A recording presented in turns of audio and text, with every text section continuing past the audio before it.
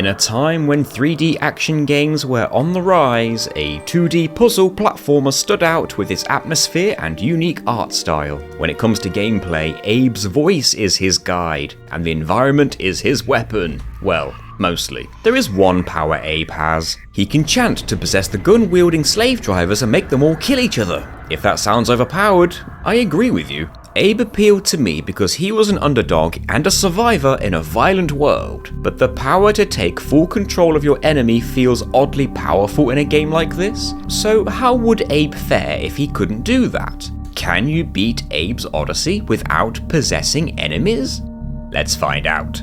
Here are the rules, but first, if you like challenge run videos, mostly for classic PlayStation games, then you're on the right channel. We're called NG+, and this is pretty much all we do here. If that's your thing, please subscribe, thank you. Back to the rules. Rule number 1, we cannot possess any enemies for any reason. We can still chant and possess objects though. Rule number 2, glitches are fine, just no hacking. Rule number 3, we must rescue as many Madokans as possible. And finally, rule number 4, once we defeat the Gluckons at the end of the game, we win. There is a total of 99 Madokans in this game, and if we want to rescue as many as possible, then we will need to know where every secret area in the game is. The very first one is on the first screen. If you stand behind this barrel where Abe's lower half is hidden and then press down, Abe will hang down through the floor and fall down into the first secret area. As we drop down to the next screen, we sneak over the edge and climb up on the right side, just as the Slig wakes up and walks over the edge himself. There is a convenient trapdoor here that we can use to get rid of this Slig without having to possess him. Abe's chanting isn't just for possessing enemies though, it's also used to open these bird portals which allow our fellow Madokans to escape. That's our first 3 Madokans rescued. A few screens later, we see 2 pits with mines in them. This is our jumping tutorial, and there's actually another secret area in the second pit. It's behind the barrel again, but the mines prevent us from reaching it. Casually, you're supposed to grab a bomb from later in the level, bring it back to this screen, and then drop it down to blow up the mines. However, there is a quicker way that is too interesting to not show off. There's a glitch in this game that we're going to be abusing, and you'll quickly see why.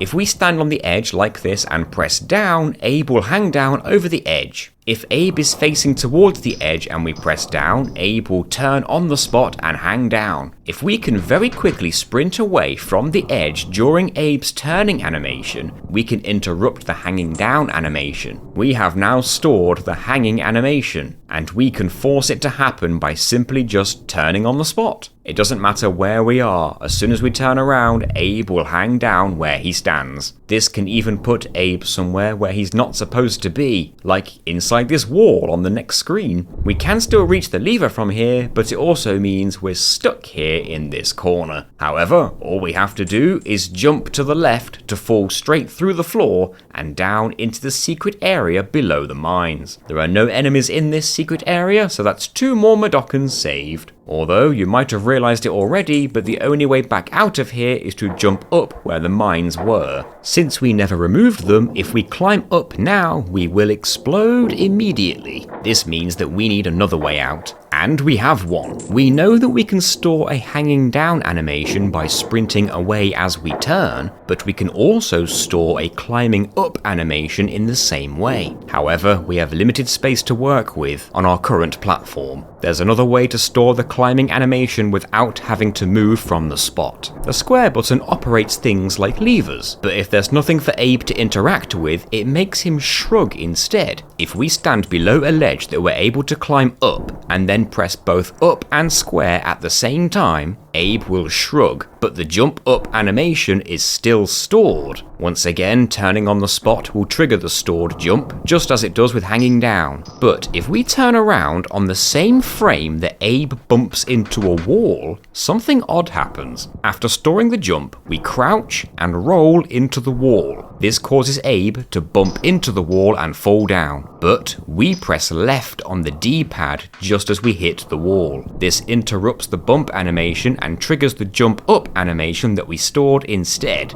If we get our timing right, Abe will turn around and jump backwards and through the wall. It just so happens that there is another secret area one screen over from where we were, and that's where we end up. If there wasn't another area beyond this wall, then we would be out of bounds and we would softlock ourselves. This area also gives us access to bombs for the first time thanks to this bomb machine. And since we can't possess any sligs in this run, bombs are our best friend. We can get rid of the 2 sligs here easily enough, but there's a third one down below. To get rid of that one, stand here and throw the bomb into the wall. It will bounce back and kill the 3rd slig. That's 2 more Madokans saved. We can climb up and out of the secret area from here with no mines in our way now. Casually, we would just possess this slig to get rid of him, since Abe can make sligs explode when they're possessed. But if we stand up top, we can get that Madokan out of there safely. We'll quickly cover one of the game's biggest features, game speak. Abe can talk to other Madokans. He can get them to follow him, or he can tell them to wait. If a slig spots a Madokan talking back though, they will usually gun them down. This slig is asleep though, so we say hello to the Madokan and then quickly say follow me as the slig is waking up. We then quickly walk off the screen before the slig has a chance to shoot the Madokan. A lot of the time, if a slig is off screen, they don't react to much. This slig will always go back to sleep after we've left the screen anyway, and the Madokan will still follow us. There's yet another secret on the next screen over. Just pull this rope to open a trapdoor and then quickly run to fall down. Bombs to the rescue once again. There's also a mine down below that's preventing us from saving a Madokan, since the other Madokans can't jump. If we throw a bomb into this wall, it will fall down the hole and land directly on the mine perfectly. Once that mine is out of the way, that is 1 more Madokan saved. Also, if we see a spinning bird portal, then only Abe can use these. It's usually to get warped back out of whatever area we might be in, so we can't use the spinning ones to rescue other Madokans. Now we need to get these 2 Madokans to safety, but there is a sleeping slig in the way. Normally we would just sneak by, but we need to operate the pulley to ride the platform down. Doing this will wake up the slig, as will telling the Madokan to wait on the pulley itself. We want to get both Madokans on the platform at the same time, but in this game only 1 Madokan can follow us at once. So we sneak one of them onto the platform, stand 2 steps to the left of that Madokan, and tell them to wait. This wakes up the slig, so we sprint to the left immediately afterwards. The slig will give chase, but we have just enough time to tell the other Madokan to follow us. We run back to the right just as the slig enters the screen and then quickly lower the platform before the slig can shoot anyone. It was only after I did all of that I realised I could have just gone back for another bomb and blown up the slig, but you live and learn. The next 2 Madokans are free, since this is the game teaching us how to save them, like we haven't been doing that already. Next up, there is a slig patrolling over a trap door, and we just so happen to have access to the lever that opens it. If we make sure to open the trap door as the slig is walking from right to left, then he will die from the fall. If the slig is walking the other way, he will not die. Instead, he'll land on a platform lower down, which just makes things harder for us. Of course, that means that we want to go down there to find the next secret area. We sneak our way through the shadows and then sprint over the edge to access the lower floor. We grab a bomb and make our way down to this spot.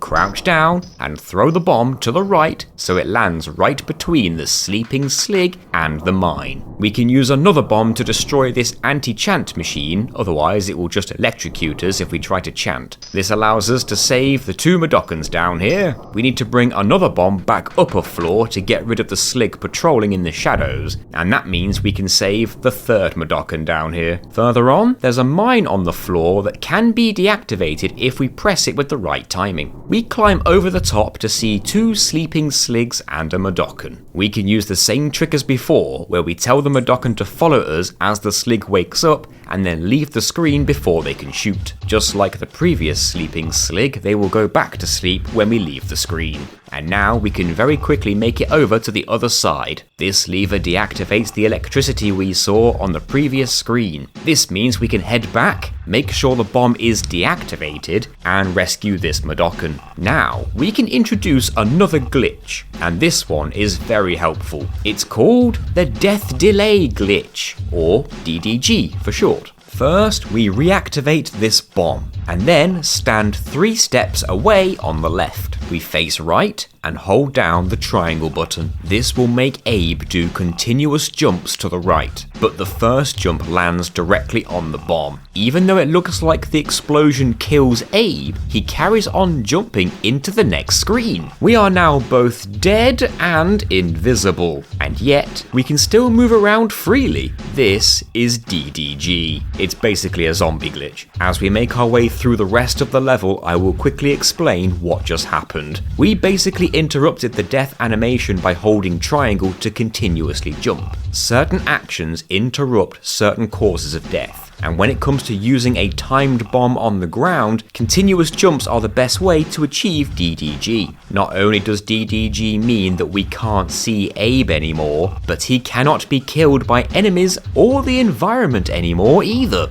In fact, Sligs will just stand there and laugh, as if we're already dead. Although being invisible means that in order to know where we are going, we have to start counting our steps. Or at least that's how a speedrunner might do it. Since we can take our time, we can just chant to see where we are instead. It is still possible to get Abe to reappear again during DDG. All we have to do is enter any door. We can see Abe again, but his skin is still burned from the explosion that should have killed him. When Abe is in this state, we will call him Dark Abe. We can even still talk to Madokans like this too. Actually, during DDG, Sligs won't even shoot the other Madokans if they see them moving or talking. A glitch this good must have a downside though, and it does. There are a couple of really basic things that can kill us during DDG. Either getting knocked down, or falling from almost any height. The only way we can drop down from any ledge and not die is to hang down by our fingers, and then drop down to our feet from there. As long as the fall isn't too high, we can survive the small drops like this. Otherwise, any fall at all will kill us if we have DDG active. Also, it's important to note that we cannot open bird portals if a Slig is on the same screen. The birds will just fly away instead. This means that we can't open the portal near this door when we first arrive. In this case, we have 2 options. Either we bring all the Madokans in the area to a different bird portal, or we just bring a bomb with us and blow up this Slig. Bombs are always the answer. Remember though, we said that being knocked over kills us if we have DDG active, and any nearby bomb explosion will do just that. To avoid being knocked down, all we have to do is crouch. This makes us completely immune from being knocked down. With that, we can rescue a total of 10 more Madokans on this floor, which means there's only 3 left in this level. We head through the door to the lower level, and now we want to get rid of the DDG. It actually hinders us in this area, so to get rid of it, we can either save the game and reload, or just die and respawn. Since this bottom floor is a checkpoint, we load in here. First things first, we kill this Slig with a bomb. We really need this one out of the way. Then we ride a pulley to the top, and now we need to fall over the edge to the right, where the sleeping Slig is. This is why we needed to remove DDG, otherwise this fall would have killed us. We quickly head to the right to find the last secret of the level, dodge some traps and rescue the last 3 Madokans. Our safest way out of this secret area is to drop down to the platform below that had a Slig on it. That Slig would have shot us immediately, so it's important that we killed him first. We have now rescued all 28 Madokans held captive in this level. With that, we're free to enter the game's second level, the Stockyards. Note that entering a new level removes any bombs that we may have been carrying. This is a short level with a total of 12 Madokans to rescue, and most of them are hidden in more secret areas. Firstly, we need to chant right away before the Scrab kills the first Madokan. We don't need to worry about possession though, as Abe can only possess Sligs in this game. As for the secrets, the first one is very early on. There's actually a hidden door down here that I never knew about until this playthrough. This brings us here. We're supposed to run back and forth from the left to right several times, leading each of the 2 Mudokons to the right side one at a time, all while the Scrab chases us. However, we can make this a lot easier for ourselves. Abe might not be able to possess Scrabs in this game, but chanting close to one will make it shriek where they stand. The lower path has some bottomless pits, and we can use one to get rid of the Scrab. All we have to do is chant right before the Scrab tries to jump over a gap. And if we time it right, its jump will be interrupted by its screeching and it will fall to its death. Rescuing the 2 Mudokons here now becomes free. That's 3 out of 12 in the Stockyards so far.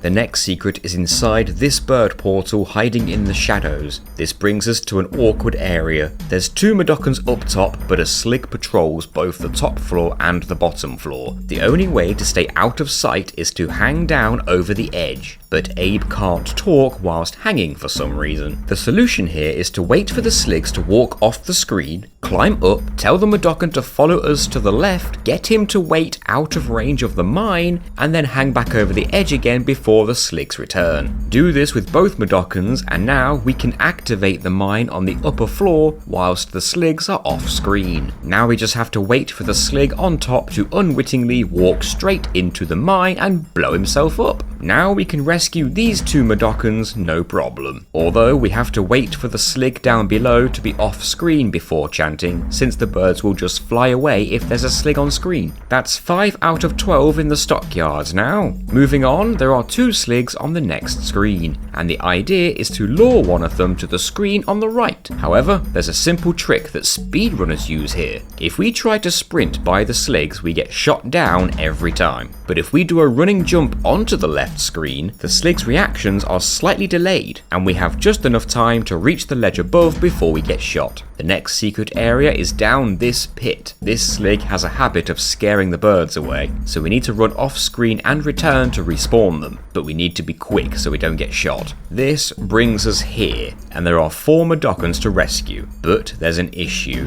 The only bird portal here is in the bottom right, and these 2 Sligs never leave this screen. Even if they see us run away to the left, they will never give chase. This means we cannot open that bird portal at all. There is a bird portal on the left screen, but it is a spinning one, and as we said, only Abe can use those portals. This is a shame because it's very possible to get the Mudokons safely to the left side. All we have to do is chant but stop chanting before a possession can occur. While they're panicking, we can get the Mudokons to follow us to the left screen. So if this portal could have been used, that would have been perfect. It was very intended that we possess these Sligs to get rid of them, and if we can't open the portal on the right, then these 4 Mudokons are simply stuck here forever. We would need to figure out a way to get these Sligs off screen, even if only briefly. Did you know that if a Slig can't see you and you say certain things with game speak whilst a Slig is walking, sometimes the Slig will take extra steps? We found that either saying follow me or farting works best. We worked out that if we walk onto the screen, farted, then farted again while Abe is laughing, the Slig on the left side will take 2 extra steps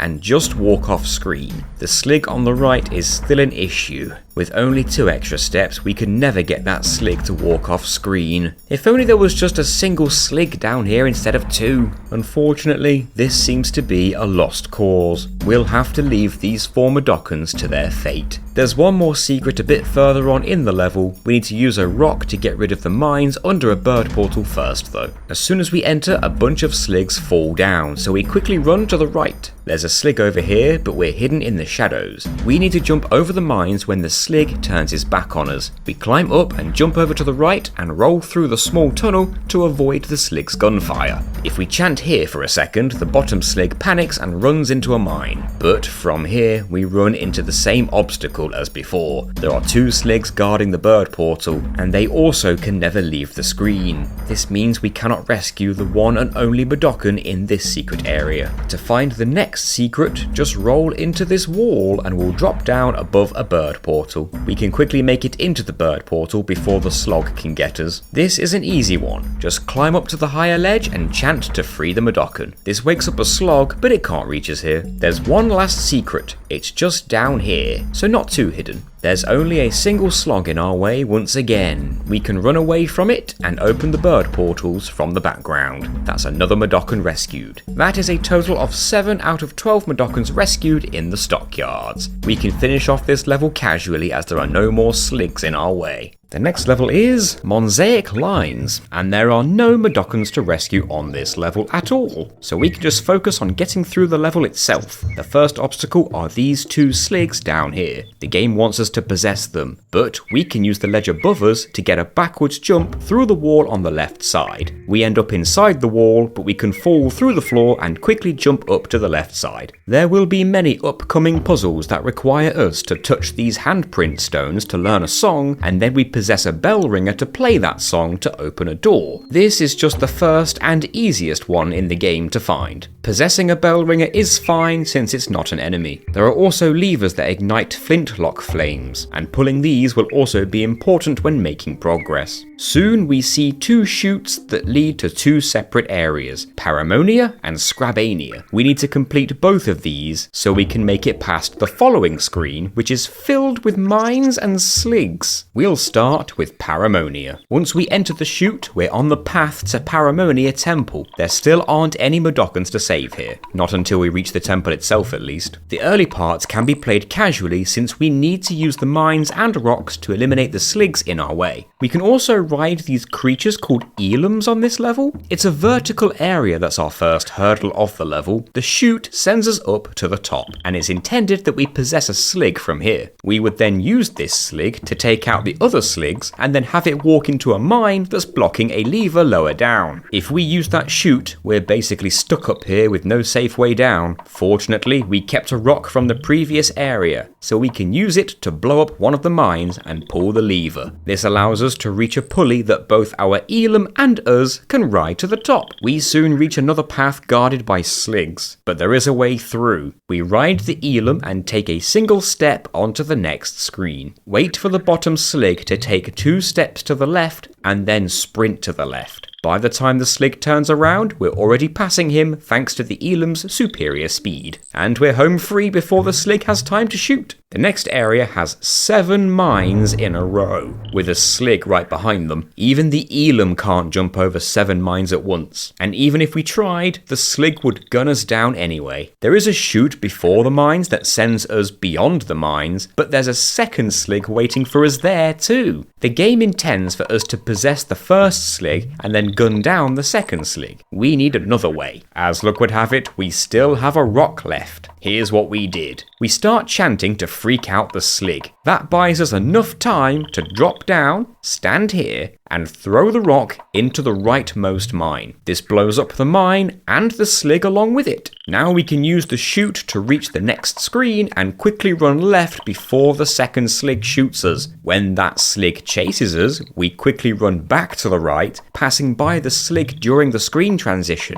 We quickly chant to open the bird portal and then jump in before the slig can catch up with us. This leads to the beginning of the next level, Paramonian Temple. There are 3 Madokans to rescue in this level, but we'll get to those. Right away, there is a slig and a slog guarding a pulley. The game wants us to possess this slig from the background, but we have a different way. If we walk on the right screen, then say hello, this will aggro the slog. Quickly run back and jump into the chute. Now we can go back through the chute to land on the slog's right. Run to the right and use the pulley before either the slig or the slog can get us. Soon we come to a room of 6 open doors. There is a bell and a flintlock behind each door, and we need to find them all to open the door up top. We decided to tackle the rooms from left to right. Most of these rooms can be played casually since Abe cannot possess paramites anyway. The main thing to remember about paramites is that if they outnumber you, they will attack without hesitation. A solo paramite can be chased away, but if we ever back a solo paramite into a corner, its instincts will be to attack. They will also ignore us completely if they get distracted by any raw meat that we throw down. With this Paramite in particular, it's possible to drop some meat on the left side of this pulley. Quickly ride it up to bring the Paramite with us, and then take one step to the right before it finishes eating. This will cause the Paramite to flee to the left and right into the mine, blocking the lever. I don't think that was intended, but it was funny. There's also a room where it's intended that we lure a Slig away from his friend, climb up, possess it, and then use it to kill his friend. So here's what we did instead. We walked onto the left screen and turned back immediately. The Slig closest to us sees us and chases us, but then we start sneaking to the left the very moment that Slig appears on this screen. We sneak as far to the left as possible before the Slig in front turns around, and before the Slig behind us can come back onto this screen. As soon as that Slig turns around, we quickly sprint by him and jump over the gap to reach the next screen, narrowly avoiding getting shot. We did that just for the flintlock lever. Now we need to go back the way we came, which is a lot more difficult. We jump and grab the edge right away to avoid the gunfire, but we are now seemingly stuck here. The Sligs don't move from their spots, they just turn around over and over. Every time we climbed up, no matter when we timed it, we just got gunned down. But then, by sheer luck, we pulled ourselves up right as both Sligs turned away. By the time the right Slig turned around to shoot us, we had just managed to sprint by him. The left Slig seemed to delay his gunfire just enough for us to get off screen. Also, luckily, we brought a rock with us from the previous room, so we were able to get rid of this mine too. The penultimate room is where all 3 Madokans in Paramonian Temple can be found. We need to trigger this boulder trap to kill the Paramites. Avoid it by jumping up here, and then roll through the hidden tunnel behind it. The secret area isn't too bad. We get Madokans to follow us one at a time, drop some meat to distract the Paramites below, and then run over to the left and tell the Madokan to wait. We run back and repeat this 2 more times. Just be careful of the troll rocks that fall down as we try to escape.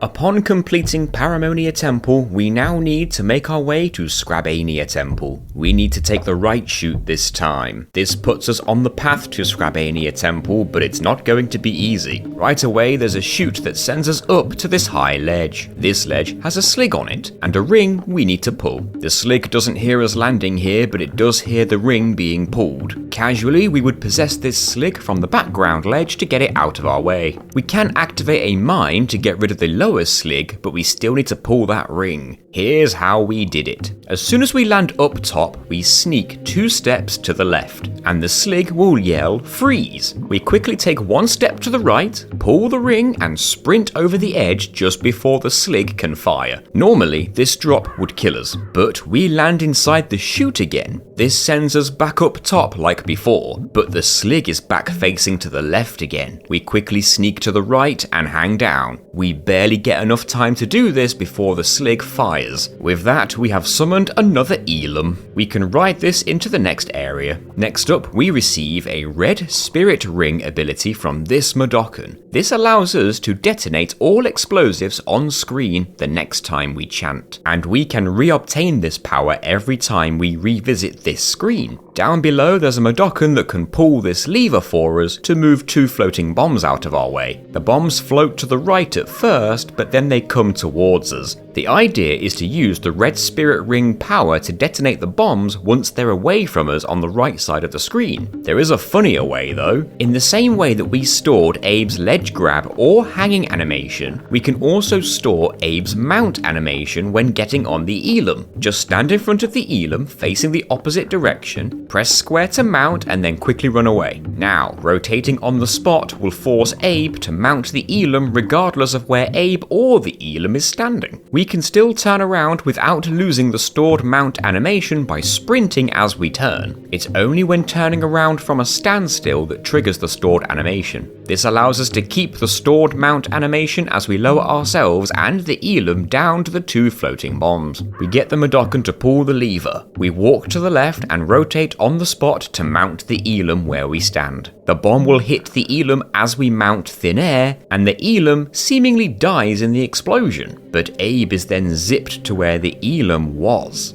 We are now riding an invisible Elam. Basically, the Elam has DDG now, and Abe doesn't. As amusing as this is, it does make the upcoming areas a bit more awkward if we can't see the Elam. It's hard to tell, but he's eating some honey off the floor right now. Later in the level, there's a rock we can pick up. We use it to blow up this mine, but before we move on from this area, make sure to grab another rock first. There are more floating bombs in our way. This last floating bomb can't be moved from here though. It's intended that we climb up and possess this slig, and then use that slig to kill all the other sligs in the area, and then even use him to move the bomb out of our way with a lever. This is why we kept a rock from earlier. We need to use it to blow this bomb up, which avoids having to possess the slig. Of course, that means that there are a few sligs in our way now, since we couldn't kill them. We can sneak by a couple of them, but the last slig is the biggest issue. This one shoots fast, so we can't just sprint by it on the Elam either.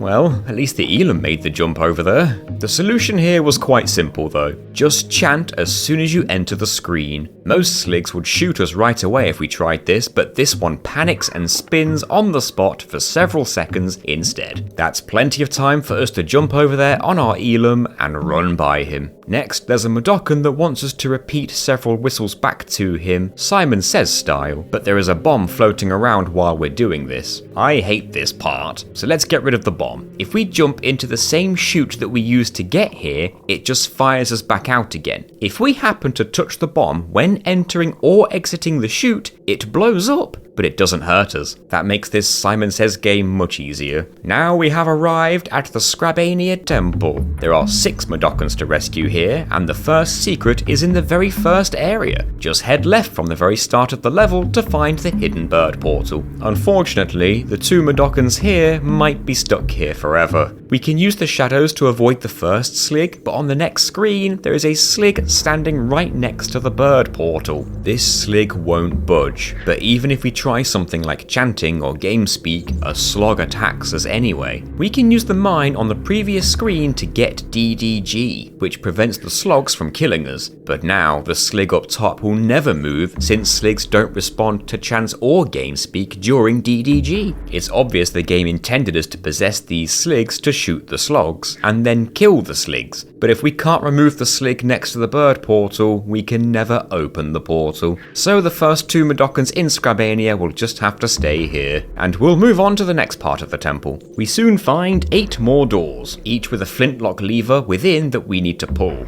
Once again, we tackle each room from left to right, but we save the bottom left room for last. You'll see why soon. The Scrabs are vicious and will attack on sight, but just like with Paramites, Abe cannot possess Scrabs, so a good portion of this temple can be played as intended. The only thing that Scrabs get distracted by is each other. If we can lure one Scrab to another, they will ignore us completely and fight each other to the death. Some of these rooms contain secrets with Mudokons that need rescuing. Our first one is in the bird portal behind this wall. There's only one Mudokon here, and our only obstacle are Scrabs and bombs. No possessions needed here, so this one can be freed no problem. The second secret has 3 more Mudokons, and it's very similar to the secret in the Stockyards. We're supposed to run back and forth while the Scrab chases us the whole time, but just like last time, we can chant just before the Scrab goes to jump over the gap, and the Scrab's hesitation will cause it to fall over the edge. We can rescue these 3 Mudokons at our leisure now. That's 4 out of 6 Mudokons in Scrabania Temple so far. That's not the only way to get rid of Scrabs. Since Scrabs can't go inside these chutes like we can, if they fall into this one from above, they just die. That finally brings us to the last door at the bottom left. And now you'll see why we saved this one for last. It starts off with a floating bomb, but we can drop down a few floors and avoid it fine. At the bottom, there's a slig below us and another in the background. We can kill the slig below us by using this lever to drop a rock on him. Entering the chute on the left brings us into the background, where we are standing above a slig and a den of slogs. They're also guarding the flintlock lever too. It's very intended that we possess this slig to shoot the slogs. If we stand on the edge, wait for the slig to stand here, hop forward, pull the lever and sprint to the right, We can escape the slig before he shoots us, but the slog will always get us. The slogs don't wake up until the lever is pulled though, so it's also possible to jump down and escape the slig without pulling the lever. Since the slog doesn't wake up, we're safe, but that lever is required to complete this room and progress the game. If it wasn't bad enough, on the next screen, there is a slig patrolling in front of a handprint stone, and that handprint stone is also required to beat this area. Abe keeps his hand on these stones until the bell song has played all the way through, and the slig can still shoot us during the song. There's no way we can listen to the whole thing before the slig sees us. There is a shadow on the left side of this screen, but we can't even hide in the shadow and chant to panic the slig because there is an anti-chanting orb zapping us when we try. We can sneak behind the slig to reach the chute, but without the song or the flintlock, we're stuck here. We had another plan. What if we could bring DDG into this room somehow? Well, the only way we could find to get DDG in Scrabania was the mine at the very start of the first secret area. We reload an older save to get back there, enter that secret room, and then use the mine to get DDG. We're invisible again, but we use the bird portal to exit the secret area, and Dark Abe returns. We make our way back to the room of doors, and this time we go straight for the bottom left door. The bomb can't touch us during DDG, but that's not what our problem is here. Normally, hanging down over the edge and dropping allows us to land safely during DDG, as a slightly longer drop would kill us. But to get down here, we need to drop down from one screen to another. It doesn't matter how far the fall is, if we fall through a screen transition during DDG, we die every time. You also can't grab on edges mid-fall during DDG. There is one way we can survive long falls, and that is if we use a backwards jump. As we've already seen, to use a backwards jump, we need to store a jumping grab, and then turn right as we bump into a wall. The problem with that is that the platform we're on is too small, and it's the only platform that is below a grabbable ledge. We need to either sprint or roll a certain distance before we can try turning on the right frame to make the backwards jump work. So this small platform won't do the job. If there was a grabbable ledge on the right side of this room, that would have been perfect, since the right ledge is slightly larger than the left one. However,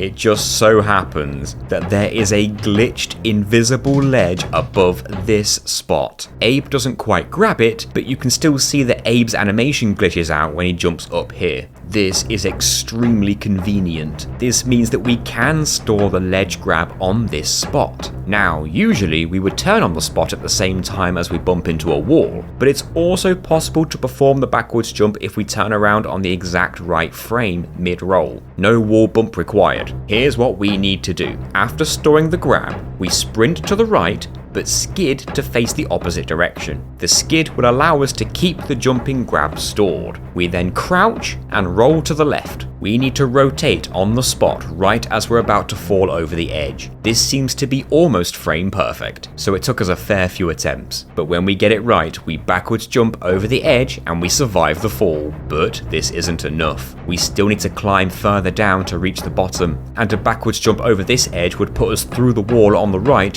which would put us out of bounds and thus soft lockers. Check this out though. If we perform the first backwards jump, but keep both triangle and up on the D-pad held down, Abe will perform continuous backwards jumps until we let go of those buttons. Abe even goes through walls when doing this. This gets us down to the bottom floor and right next to this chute. We should be able to pull that flintlock lever and use that handprint stone just fine now. Did you see it? The slig started patrolling again. He's supposed to be laughing. So it turns out that jumping into these chutes removes DDG. We came so far to get DDG in this room, only for the game to say no at the final hurdle. Entering bird portals doesn't remove DDG. Entering doors doesn't remove DDG. So why does jumping in these chutes have to remove DDG? This is where we're stuck. We spent ages trying to get by this room, but we just couldn't find a way, and there's no way to progress the game until we do. So it looks like the run ends here. Or does it? It turns out that it's possible to completely skip both Paramonia and Scrabania altogether. we need to load a much older save to when we first arrived at the Monsaic Lines. Early on, there's a beehive. If we walk under it, we get attacked by bees, and we need to use them to get DDG. It's a bit tricky, but here's how it's done. We sprint past the bees and stop when we reach this Mudokon. We let the bees swarm us for a few seconds, and as soon as the sitting Mudokon starts to panic, we run to the left. Once we're up here, the bees will fly away. So we can touch the handprint stone for the bell song as normal. Now we need to sprint back the way we came and skid over this edge. We turn around just before the bees swarm us again. Wait for Abe to swing his arms about 5 times, sneak left for 2 steps, and then take 1 normal step right after. If we look closely, we can see that Abe takes a single step on the spot, and now we have DDG. The reason it worked is because with our setup, Abe should have died right as he transitioned from a sneaking step to a normal step. That animation interrupts the death animation, and thus we activate DDG. There's one more thing we need to do.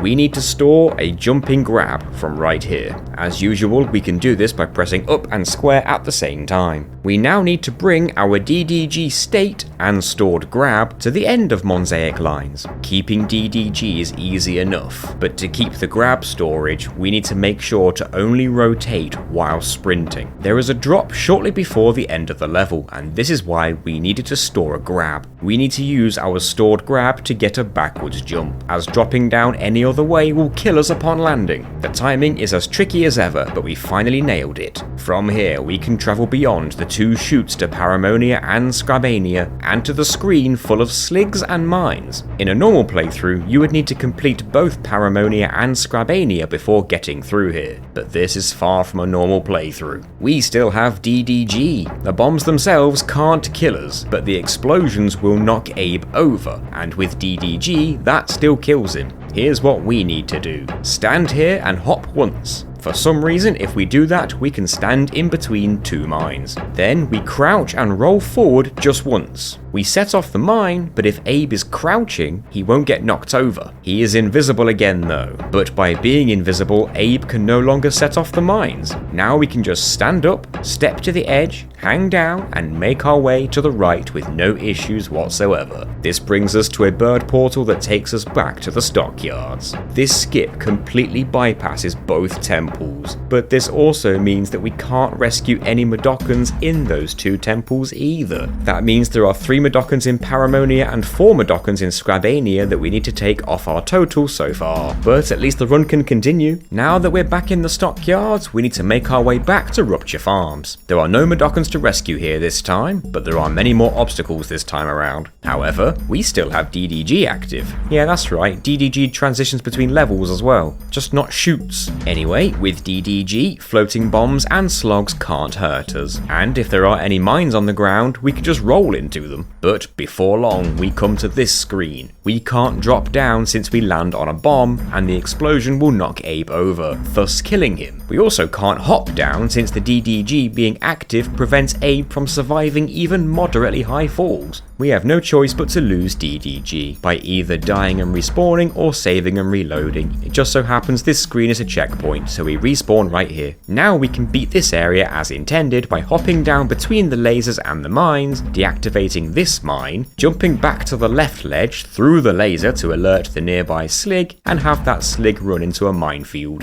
The slig will patrol naturally to the left anyway, so he'll blow himself up. We lure a slog into the mines as well, and we can now access Rupture Farms. We've re-entered from a different side compared to when we escaped, but this level is exactly the same layout as the first level. There are 25 more Mudokons here this time, and the first one can be rescued straight away. We enter this door to reach the top floor, and things are a lot more dangerous here now. A slog chases us to the left right away, but there is another Mudokon to rescue over here. On the next screen, we can receive a red spirit ring power to detonate all explosives. We won't use it right away as we can still make use of the mines around here, like luring slugs into them. Now we can use the spirit ring to remove these mines. These give us a clear path to this bird portal on this screen. The game seems to want us to possess this slig, but we can use the meat grinder to kill him. But if we go to the right side of the level, 3 more slugs will spawn and chase us back to the left every time. Even if we kill them, they will respawn again and again. The trick is, if we lure them all the way to the left, climb up here, jump over them, and then run to the right, they won't chase us anymore for some reason. Now we can round up all the Madokans on this floor and bring them over to the left without the slogs chasing us down. But when we do bring them back to the left, the slogs will be there waiting for us on this screen. However, if we jump as soon as we enter the screen, we can go right over them and quickly climb up before they have time to react. Thankfully, the slogs won't attack the other Madokans whilst they're distracted by us. We can repeat this method until we have rescued all the Madokans in the area. Now we can pull the lever on the far right of the level to both open this door and deactivate the electricity that was blocking our path on the far left. But before we go all the way to the left, we take this door back down again and head left from here. There's a bomb machine down here that gives us 5 bombs, which is more than any other bomb machine in this level. This means that if we need to stock up on bombs in this level, it's worth backtracking to this particular bomb machine. We made several visits to it in this run. We head back up to the top left of the level, and now we can travel beyond where the electricity was blocking our path before. The slogs don't follow us through here either, fortunately. Now, all the secret areas that we found at the start of the game are all still here, and they all have more Madokans in them that need rescuing. A few of the puzzles can be made easier with possession, but we have the spirit ring and bombs at our disposal. We use the spirit ring right away to blow up our first slig. We can always get another red spirit ring from the previous screen anyway. We skip the first secret area down this pit, and we can see a slig that the game wants us to possess. This is why we made sure to bring bombs. With that slig gone, we get the Madokan away from the mine, blow it up with a spirit ring, and then bring that Madokan to the pit on the right. Since there's already a Madokan down here, we can rescue 2 Madokans at once in this bird portal. If we can get the same number of Madokans in a bird portal as the number floating in the middle of the bird portal, then we receive a blue spirit ring power. This can be used to destroy everything on screen the next time we chant. Not just mines or bombs, but enemies too. This is the power we were supposed to use back in the Monsaic Lines, after beating Paramonia and Scrabania. But since we skipped those levels, this is the first time we get to see this power. 3 more sligs spawn on this screen all of a sudden, and rather than waste our blue spirit ring power, we get a triple kill with a single bomb instead. We managed to get to the bottom of the next secret area, but down here we have 2 sligs, 3 Madokans, and a mine. We can't hit either of these sligs with a bomb without killing a Madokan in the blast. We also can't chant to use the blue spirit ring power either, as that will detonate the mine, which will also kill the Madokan in the middle. We decided to use our blue spirit ring power on the floor above instead to kill these 2 patrolling sligs, and that makes Abe transform into this monster, known as the Shrikle. Using that up means that we can chant on the lower floor without detonating the mine. But chanting panics the sligs, which makes one of them run into the mine, so the middle Madokan still dies regardless.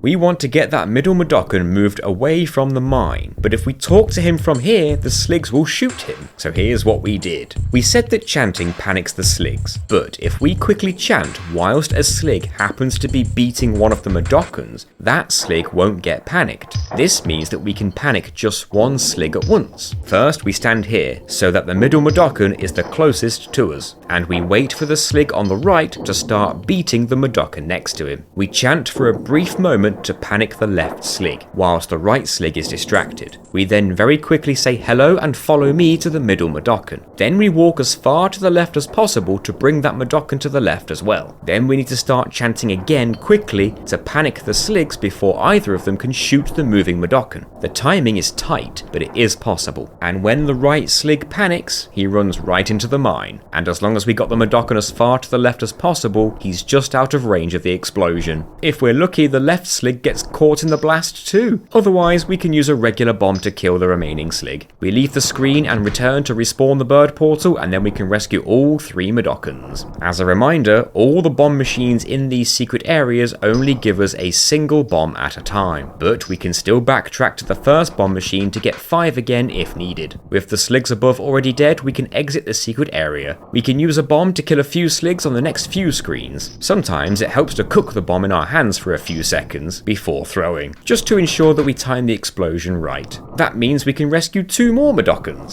Next up, we have a Slig and a Slog together. We can use a single bomb to kill both of these, if we time the throw right. Bombs help to get rid of even more Sligs on the following screens, which allows us to bring these 2 Madokans to the bird portal at the bottom of the pulley. The Slog chased us through a screen that had a secret in it though, so we head back there. We pull the ring and fall down here. We can bounce a bomb off the wall to hit the right Slig. We can do the same thing on the other side, but we need to move the Madokan first. We need to say hello, but then start chanting right away to panic the Slig. The reason being, this Slig doesn't stay panicked for long after we stop chanting. As long as we chant directly after saying hello and follow me, we can get the Madokan over to the right. This now means we can bounce the bomb off the right wall to kill this Slig. We leave this Madokan here for now, as we drop down again to 2 more patrolling Sligs. Bombs to the rescue once more. We need to use the same method of chanting between speaking to get this Madokan out of blast range, and then we can blow up the last Slig down here. That's another 2 Madokans rescued. There's also a secret area below where these 2 Madokans were. A bomb removes the first Slig easy, but there's another Slig waiting for us as soon as we drop down again. We won't have time to throw a bomb at it before getting shot, and there's nowhere to run down here. Also, if we drop down and then jump back up again before getting shot, there will now be a whole bunch of Sligs down there all of a sudden. Fortunately, it's possible to hit these Sligs with bombs from above, even if we're not on the same screen. Since we already spawned all the Sligs by dropping down there once, we can now rain down bombs from here until they're all dead. That's another 2 Madokans saved. The next secret, which is underneath where a bunch of mines used to be, is much of the same as what we've already seen. Use a bomb to kill the Sligs, and bounce the bombs off the walls to kill the bottom Slig. That's another 2 Madokans saved. Before advancing to the left for the final few Madokans of the level, we need to ensure that we have stocked up on bombs first. A single bomb won't do, so we backtrack again all the way back to the first bomb machine for 5 bombs. We then return to the very first screen of the game, where there are 3 Madokans to rescue right away, but there's one last secret area down below. A well-aimed bomb can kill this Slig and Slog in one. Another bomb kills the Slig below, and that's the final 2 Madokans in Zulag 1 rescued. We were able to save all 25 Madokans in this level, which has increased our total to 60. We head all the way to the right where we opened this door, and head in to complete the level. We use this transport system Rupture Farms has, and ride over to Zulag 2.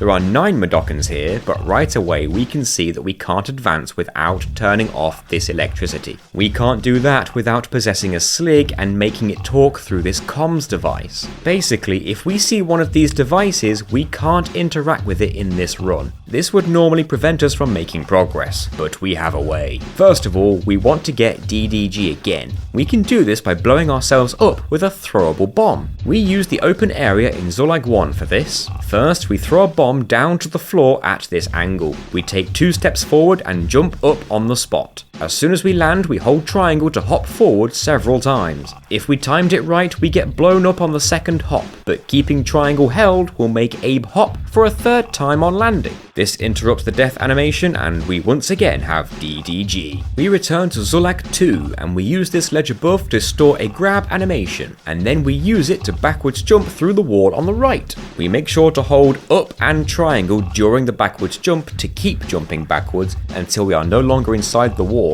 This brings us right to the end of Zulag 2. Instead of travelling to Zulag 3 though, we backtrack through Zulag 2 to find the 9 Madokans that we've missed. The game never expected us to get into this room for the first time from this door, so it shuts the door behind us. To open it again, we need to pull a lever inside each of the other doors, just like we did with the flint locks from earlier. No bell songs this time at least. We start with the left door, and early on we see a Madokan trapped behind electricity, and the only way to turn off that electricity is with a Slig comms device. Since we can only use these by possessing a Slig, that Madokan is stuck here forever. That's ruined our chances of getting all 9 Madokans in Zulag 2, but there are still 2 other Madokans here that can be saved. Since we couldn't rescue all 3 in this area, we don't get the blue spirit ring power, but this is why we got DDG ahead of time. Try as they might, the Sligs cannot kill us. This one shoots automatically when we lower this pulley, but Dark Abe is immune to their mortal bullets. sligs. We pull the first of 3 levers up here and head to the right to see some mines and a floating bomb. The bomb can't touch us, but the mines will still blow up if we touch them. As we've mentioned, with DDG, it's not the explosion that kills us, it's getting knocked over. If we roll into the mines, we don't get knocked over, but our body does disappear again. Now that we're invisible, the mines no longer get set off by us anymore, just like we saw at the end of Monsaic Lines, so we can hang over the edge and move on. There's a slig here that's got to go. We brought a bomb with us, so he's soon out of the way. That's another 2 Madokans saved. Now we can backtrack all the way whilst invisible, which is an odd visual, and enter the second door. Of course, entering doors gives us Dark Abe back. There are several sligs and slogs here, but with DDG, we can just stroll on through. Dark Abe just doesn't give a damn. We can rescue these 2 Madokans easily and pull the lever at the end. Room 3 is next, and since we still have DDG, we can't reach the far right door by grabbing the edge, so we have to hang down, jump over the gap at the bottom since it's a smaller gap, and hoist up to the third door. This is another room that Dark Abe is able to completely trivialize. There's a bomb machine here, so we can use that to clear out the mines and rescue 2 more Madokans. That is 8 out of 9 Madokans in Zulag 2. There's a pulley on the right that leads to the third and final lever, and now we can enter Zulag 3. As usual, we can stroll on by the sligs and slogs with DDG, and make our way to these 3 doors. There are 10 Madokans in Zulag 3, and they're all behind these doors. Inside the bottom right door, the game seems to want us to throw bombs up at these sligs so we can escort a Madokan through here. But since these sligs are happy laughing to themselves, we can just bring the Madokan through no problem. There is a slig guarding the bird portal, but a bomb gets him out of the way. That's 1 Madokan rescued. In the next room, there's a bomb machine above us in case we need to restock. But dropping down the gap on the right kills us if we have DDG, exactly like the drop in Scrabanian Temple. But just like with that drop, it's possible to store a grab using the ledge above us and backwards jump over the edge to get to the bottom. As useful as that sounds, we can't advance much further than this because the rest of the area is blocked off by more electricity, and even having DDG doesn't get us through that. Well, not if we have Dark Abe anyway. So it turns out, if Abe has DDG and he's invisible, he can go through electricity. To stay invisible, we need to activate DDG in this room so that we don't go through any doors first. So all we need to do is lose DDG by dying, bomb the 2 sligs down here, and then use another bomb to get DDG again in the same way as last time. Now we can walk through the electricity. The slog even runs into the electricity to catch us, but ends up killing himself. There's one last slig and we can use another bomb to kill it, but we make sure to crouch before the blast so we don't get knocked over. We can now rescue the 2 Madokans here, but we have another issue. For some reason, touching electricity while invisible puts Abe in an odd state, and this means that he can no longer enter doors. This seems to trap us here. Firstly, we touch this handprint device. This gives us Dark Abe again, so we can at least see where we are. This doesn't remove the state that Abe is in though, since we still can't enter doors. Abe just shrugs instead. We tried to backwards jump through all the walls in the area, but they all lead to soft locks. This means that the 2 Madokans that we rescued in this room will have to stay here after all. But luckily, the lever we need to pull to progress the game is on this side of the electricity, which is very lucky. Moving on, the area behind the top right door is not an issue at all if we have DDG. The floating bombs can't kill us, but they can still kill the Madokan that we need to escort through here. We can just throw one of our bombs into the floating bomb to get rid of them. We just need to crouch before the blast goes off to ensure we don't get knocked over. Other than that, this room is easy as there's only 1 Madokan here. The top left and final room of Zulag 3 is a bit more involved. The bomb machine at the start gives us 9 bombs this time, so plenty for this room. We need to blow up the 2 sligs that we can see. The first one is easy as he's out in the open, but the other one is right next to a Madokan and on the edge with an anti-chant device on the right. We need to move this Madokan to safety first. We could just have him follow us to the left since we have DDG, but we actually can't keep DDG in this level as we need to do some precarious drops. This means we'll have to take a death and reload this room without DDG. When we get back here, we cook a bomb for a few seconds before throwing it and blow up the anti-chant device. Now we can use the usual method of keeping the slig panicked with chanting whilst telling the Madokan to follow us to the left. Just just don't go too far or he'll walk into the electricity. We tell him to wait here. We want to blow up that slig now, and we can throw bombs through electricity. But that slig won't die if he's not on screen for some reason. Some enemies are just like this. All we have to do is throw a bomb from here and quickly climb up and run to the next screen in time for the explosion. For some reason we have to see this slig die, otherwise he won't. This lever turns off the electricity so we can bring the Madokan to the left and have him wait here. We can now climb down to where the slig was standing, taking care to avoid the falling carcasses. Down here we find 3 more Madokans and we blow up 2 more sligs from above. But a third slig is riding the pulley down when we pull this lever. We're able to run away before he can get us, and then we just throw another bomb at him from above. To the right there is an awkward screen with a floating bomb and a slig. I got very lucky here. I jumped up top and threw a bomb. It hit the floating bomb as it was moving, and my bomb bounced back and killed the slig below too.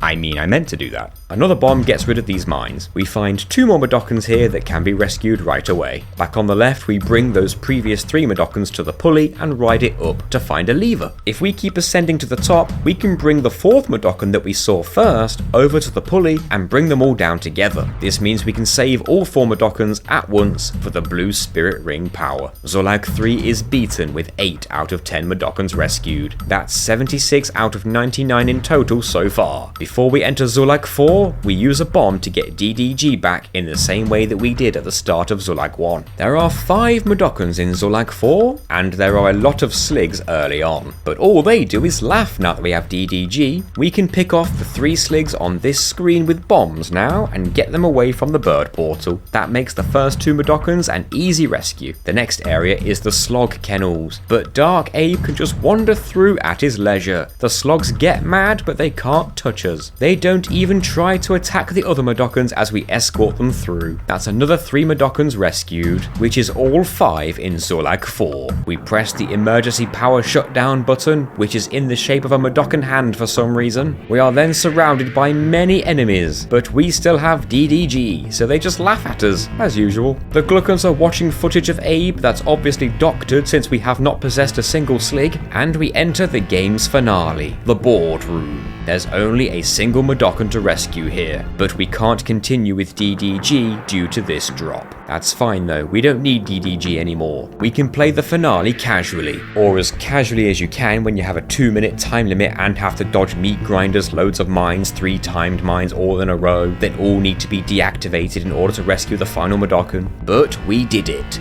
That is a grand total of 82 out of 99 Madokans. We drop down into the boardroom itself and kill all the Gluckans with our Shrikle power. We have done it. Can you beat Abe's Oddysee without possessing any enemies? Yes, you can, with a maximum of 82 Madokans rescued as well. The 17 Madokans that we couldn't rescue are either trapped in areas where sligs never move away from the bird portals, trapped behind electricity that we need to have possessed a slig to deactivate, or they're the 9 Madokans within the 2 levels that we had to skip, Scrabania and Paramonia. I know there is a method of getting unlimited bombs in this game, but you can only use those bombs within Zulag 1 onwards, and not in the Stockyards, or Scrabania, or Paramonia. The game just isn't programmed to allow bombs in those areas. Having said that, if anyone can work out a way to rescue more than 82 Madokans in a pure no possession run, then please let me know how you did it on our Discord server. Thank you all for watching. If you like challenge runs on classic games like this, then please subscribe. Also, I need to thank someone for all their help. Their name is Lindblum. They are the current world record holder for this game's 100% category, and they answered many of my questions. Couldn't have done it without you. Speaking of thanking people, thank you to all of those who have supported us on things like Patreon, YouTube members, Twitch subs. They are A Lazy Dragon, LED23, Stephen Foot, Tor, Wesley Austin, Aaron Bell, Abyssal Renegade, Bearcat18, Brendan Seafeather, Cake Love Sown, Clara B, Dingo 2021, Efesty, Emperor Prime, Fister Knightley, Floop, Freestalio777, Gingy Ginge, Griffey, Hannibal Lar, Harpinger, Jack Scott, JP, Cola Aero, McDevy Pants, Nick CF, Notarn, Phoebe Draper, Queen Cinder 621, Rocket Dipplod, Ross Tattershaw, Ryan Johnson, Spectrum Z, The Dorwin, The Dunk 93, 13, VV is Vicious, YOLO Swag, A Lazy Dragon, Evolve Pixel, Finn Living with a Ghost, $40 Mouse, Freezy141, Fritzl, Hakey Joey 14, Hamscoffer, Henneman 1, Jesus Christ 00AD, Gino 505, Cami 7, McDevy Pants, Melphilis, Notarn, Patoma 13, Quisacotl DB, Spectrum Z90, Talminoz, 10 divided by 6, The Jammy Emperor, Tauster, True DK0, Velvet Violetta, and VV the Vicious. Thank you all so very much. I fully intend to do this challenge with the sequel, Abe's Exodus. But in the meantime, if you want more challenge runs on classic PlayStation games, then how about Metal Gear Solid without taking any steps? Or maybe Rayman without hovering? I'll link those playlists on screen for you.